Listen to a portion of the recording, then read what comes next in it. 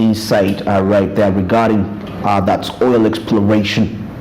And at this very time, it's the topical discussion hour, and it's exactly 47 minutes past the hour of 8 a.m. Just 13 minutes that's to the top of the hour, 9 a.m. And today the discussion is largely based on genetically modified organisms. I believe you're quite familiar with them. You've heard about them as a farmer out there, even though you're not a farmer, but as a medical student or a science student, you really understand what genetically modified organisms mean. And me on set is an expert, a doctor, as we are going to discuss genetically modified organisms. And of course, the news has been going on around as the parliamentarians, that's MPs, planning, of course, to protest regarding passing the GMO bill. And today we're here to discuss what are GMOs. We want to understand where has Uganda come from regarding the usage of GMOs, what's our current stand lately, and what are the future prospects. And now let's get straight to the interview. Doctor, nice to have you here on set. Thank you. Good morning, Andrew. Good morning. Yes, you can actually introduce yourself to the viewers right there. Good morning, Andrew, once again. And dear viewers, our viewers over there, my name is Dr. Emmanuel Otala. I'm a medical doctor by profession and a member of parliament representing West Budama South constituency in Toro district. I also chair the Environment and Natural Resources Committee. Okay. It's a pleasure being here this morning, and thank you for inviting me. Very welcome. Very welcome. Yeah. And now, looking at the GMO bill, I read something about the members of Parliament protesting the passing of that bill, GMO, regarding the genetically modified organisms. But anyway, the bigger picture here is, let's take a look at where have we come from as Uganda in regards to GMOs, and when did we start importing seeds from the Western world? Well, let me give a broader background that overall GMO organisms and GMO plants were introduced way back in 1996. Okay. Basically starting with the United States of America. And it has been spreading to a number of countries. Okay.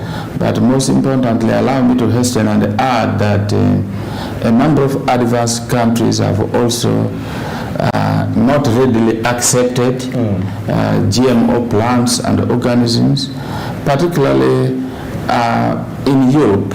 You find that the whole of Europe, they are very hesitant accepting GMO organisms and plants in particular. Yes. And in Africa here, I don't want to say that we have accepted GMO organisms. Of course, there are countries that have readily accepted them. Okay.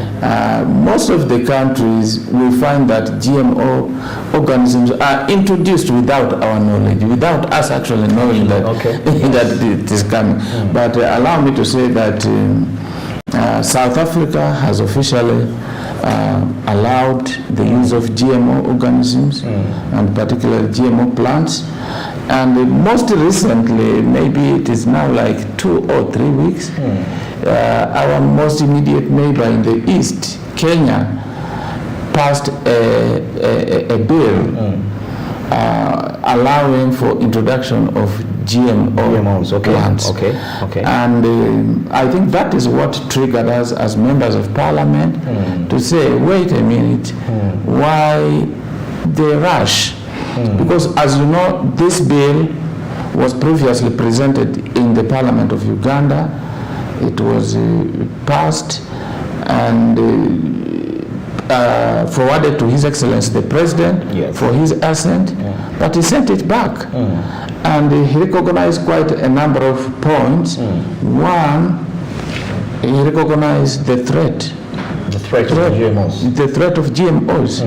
He recognized ecological concerns about GMO, because you find that GMO politically, you will find that our people who rely on our indigenous seeds, to plant free of charge. Yes. You plant your garden of maize, you eat some, you select the better breeds, you keep for Even planting plant some in the, others. yes, in the next season. So now, our people of that caliber will not be able to freely get the seeds. Yes. Because these are, maybe we needed to go back a little bit and actually define what genetic Modified. organisms are, or genetic or biotechnology is. So with GMO organisms, you know that each one of us is made with our own different genes. The DNA, if I can say. So our DNA have specific features.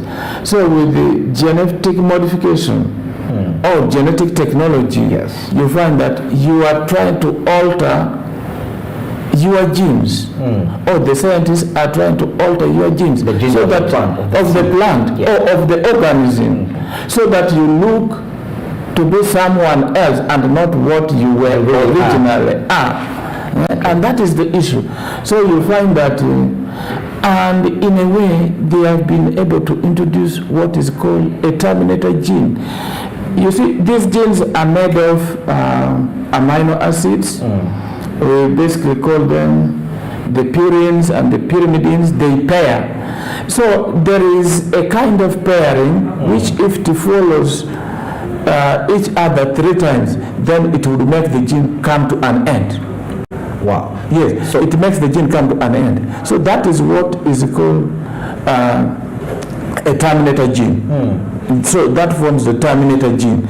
So now, what the scientists have been able to do is to introduce a terminator gene that will not make our indigenous seeds be able to reproduce. So which means every season you've got to go and buy new seeds. They are not free. Wow. In Africa here, where we plant crops using our own free seeds, now you cannot do it anymore. If at all we accept GMO, it means that you will have to spend at least no less than $100. That is 350,000. $100, that's on a monthly basis? No, to buy the seeds for you to be able to plant 1 acre of say maize. And that is the challenge the people of Zimbabwe are facing, for example. Those are one of the countries that have introduced GMOs. Yes. So now, most farmers cannot afford to buy the seeds, and it's challenging. So if you cannot afford to buy the seeds, so which means you will not have the crop, you will not plant, and so you will lack food. So in terms of politics, that may be one way of making sure that the Africans get extinct, because we are poor. All right. Yes. Of course, such more of that has been coming up regarding that. But Doctor, I wanted you to highlight something. You know, Italy Yes. is one of the leading coffee producers that has the best quality coffee. You know, and surprisingly, these people largely have fertile soils like we do here in Africa. Yes. You know.